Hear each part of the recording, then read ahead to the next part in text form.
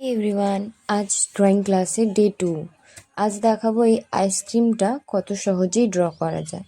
চলো দেখে নিই স্কেচটা। তো প্রথমেই হচ্ছে আমি ভি করে ডটেড করে নেব বড় করে। তোমাদের খাতায় তোমরা বড় করে একটা ভি করবে।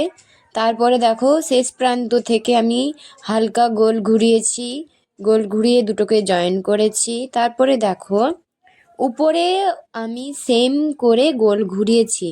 আগের দিন যেই ওয়ার্ম আপটা আমি দিয়েছিলাম তোমাদের, যে দরকার এইগুলো, সেইগুলোই কিন্তু আছে এখানে। সেই ওভাল সাইজ যেটা, ওইটা আছে। এরপরে দেখো ওই ওভালের মিডিল করে আমি দুটো লাইন টেনে নিয়েছি, নিয়ে আমি স্টিকের আকৃতি দিয়েছি। এরপরে দেখো একদম ভির ওপরে যাবে, যেখানে আমি গিয়েছি ওখানে গিয়ে দেখো বাঁকিয়ে নেবে, মানে ইউ ইউ করে এসের মতো করে। হলো এইটা যারা একদম ছোট তারাই করবে ফার্স্টে এরকমই ডট করে। আর যারা ছোট, মানে ছোট বলতে যারা পেন্সিল ধরতে পারো, টানতে পারো, তাদের জন্য এইটা একদম একদম ডাইরেক্ট লাইন টেনে নেবে, ঠিক আছে? নাহলে যারা ছোট তারা আগে ডটেড করবে তারপরে লাইন টানবে, ঠিক আছে? যেমন আমি এখানে দিয়েছি, আগে ডটেড করেছি তারপরে লাইন টেনেছি। ঠিক তোমরা সেরকমই ভাবেই করবে। আর যারা পেন্সিল ধরতে পারো তারা একদম ডাইরেক্টলি এটা করে দেবে, যেমন আমি করেছি। ডটেড না দিয়ে তোমরা ডাইরেক্টলি করে দেবে, ঠিক আছে? এরপরে দেখো স্কেচ করার পরে পেজটা একটু ঝেড়ে নেব।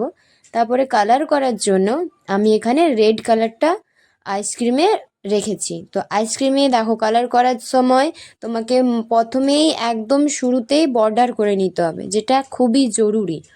বর্ডার বলতে কি বোঝায়? বর্ডার হলো পেন্সিলের যেই বর্ডারটা আমরা দিয়েছিলাম, পেন্সিল দিয়ে যেটা আমরা করেছি, ওইটারই ওপর থেকে, মানে সাইড থেকে আমি কালারের বর্ডার একটা দেব।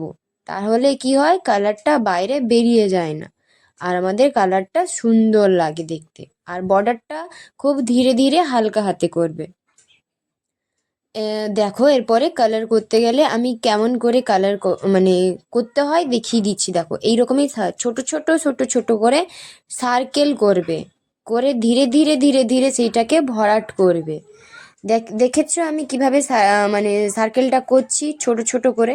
আবার এটা মনে রাখতে হবে, বর্ডারের কাছে গেলে তোমাকে একদম হালকা হাতে করতে হবে, খুব স্পিডে করা যাবে না কিন্তু। বর্ডারের কাছে, বর্ডারের মানে বর্ডারের কাছ থেকে দূরে সরে গেলে তখন তুমি একটু স্পিডে করতেই পারো, সেটা কোনো ব্যাপার নয়। কিন্তু বর্ডারের কাছে গেলে তোমাকে একদম ধীরে হাতে করতে হবে, না হলে ওখানে যখন তুমি স্পিডে করবে তখন কালারটা বেরিয়ে যাবে। তাই জন্য বর্ডারের কাছে একদম ধীরে ধীরে করবে, যেমন আমি এখানে করেছি। দেখো বর্ডারের কাছে কিন্তু ধীরে ধীরে, বর্ডার থেকে যতটা দূরে গিয়েছি ততটা কিন্তু আমার হাতের স্পিডটাও বেড়েছে। তোমরা ওই রকমই করবে, আর গোল গোল করে করবে, একদম গোল গোল করে, যেমন আমি দিয়েছি। আর একদম কালারটা যেন মানে নিট থাকে, কোনো হোয়াইট যেন না থাকে, তারপরে বাইরে যেন না বেরিয়ে যায়, তাহলে কালারটা দেখতে সুন্দর লাগবে। এরপরে দেখো আইসক্রিমের ওপরে যে আমি এস দিয়ে যেই ভাগটা দেখিয়েছি, ওইটাতে আমি লাইট অরেঞ্জ দিয়েছি। লাইট অরেঞ্জ দিয়ে তোমরা দেখো সেম বর্ডার দেবে, তারপরে ছোট ছোট সার্কেল করে নেবে, ঠিক আছে? আর মাঝে মাঝে কালারটা ঝেড়ে নেবে, না হলে কালারের মধ্যে যে ডাস্টগুলো বেরিয়ে মানে কালার করার সময় যে ডাস্টগুলো বের হচ্ছে, সেগুলো না হলে কপিতে লেগে কপিটা নোংরা হয়ে যাবে, আর সেটা দেখতে বাজে লাগবে। এরপরে দেখো আইসক্রিমের ভেতরের অংশটা আমি নিচের দিকে যেটা, ওটা অরেঞ্জ রেখেছি। ওটাতেও সেম, আগে বর্ডার দেব তারপরে কালার করব। বর্ডারটা একদম ধীরে হাতে দেবে, আর কালারটা একদম মানে গোল গোল করে দেবে, আর আস্তে আস্তে করে দেবে, ঠিক আছে? দেখো আমি দিচ্ছি এখানে অরেঞ্জটা, এক পাশ হয়ে গেল। এবারে অপোজিট পাশেও সেম ধীরে ধীরে ধীরে ধীরে দিতে হবে। সরি। তো এরপরে দেখো হয়ে গেলে একদম ধীরে ধীরে দিলে হয়ে গেল। দেখো কতটা তোমাদের সুন্দর লাগছে, নিট অ্যান্ড ক্লিন লাগছে। মাঝে মাঝে কিন্তু ঝেড়ে রাখতে হবে, ঠিক আছে? আর আইসক্রিমের স্টিকের জন্য আমি এখানে ব্রাউন কালার ইউজ করেছি, ডার্ক ব্রাউন যেটা, সেইটা।